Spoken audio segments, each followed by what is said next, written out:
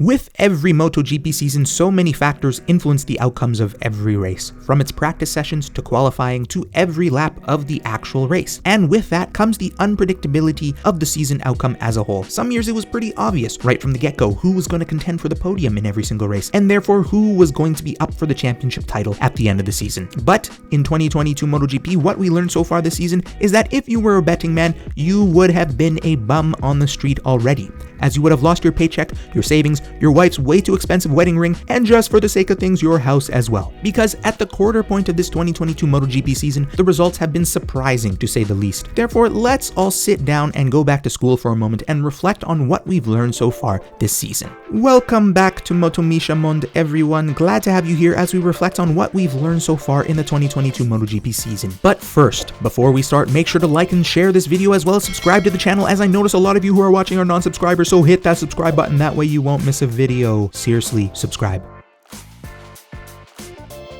First up is Ducati. It seems like the Italian outfit suffers under the weight of expectation. With the most powerful bikes and a talented group of riders, everyone expects them to do well. Although there have been a couple Ducati victories so far, those victories have been from sophomore and your sister summer fling, Enea Bastianini, who is riding the previous year's spec bike for one of the satellite teams. Meanwhile, the factory squad of Bagnaia and Miller have struggled to build off of last year's late season surge to the top of the standings and provide that 1-2 punch to lead the Red Rockets to a championship. While Ducati might be underperforming a little, Yamaha seems to be more lost than ever. The reigning champion Quartararo is clearly riding above himself and the bike in every race just to keep up with the pack, and while he has managed to accumulate a decent number of valuable points, to put that achievement into perspective, the other three Yamahas on the grid have only managed half of Quartararo's points between the three of them. It's safe to say Yamaha needs to sort out the issues with their bike in order to give the reigning world champion a shot at defending his crown. In other words, get more Hurspurs.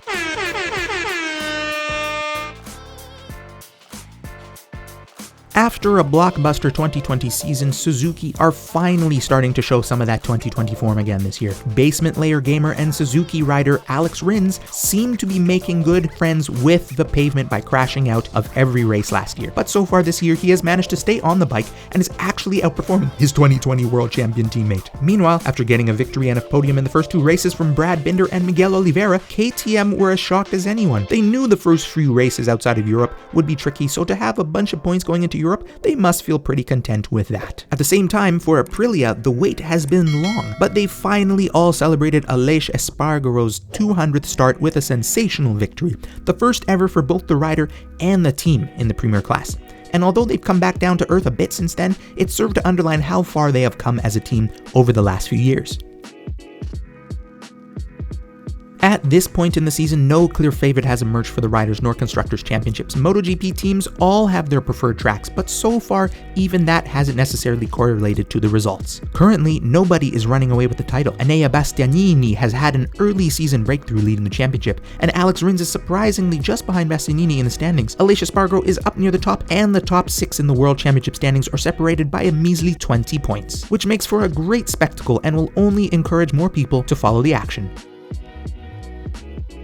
And lastly, the most important thing we've learned is that quite literally anyone can win on any given day. Pole position doesn't really mean anything this year, where usually a lot of emphasis is put on getting pole position come Saturday, but so far only Aleix Espargaro has captured a win from pole. Instead, fast starts have been the most important factor, with all the winners so far getting good starts. But all in all, it is only a matter of time before things start taking shape. But until then, don't bet your life savings on any one rider or team, because, you know, like we mentioned earlier, you'll end up a bum. This is the end of the video. Thanks for watching. If you have stuck around this long, hit that like button, drop a comment, and hit that subscribe button. It really helps the channel out. Until next time, this is Moto Misha, checking out. Peace.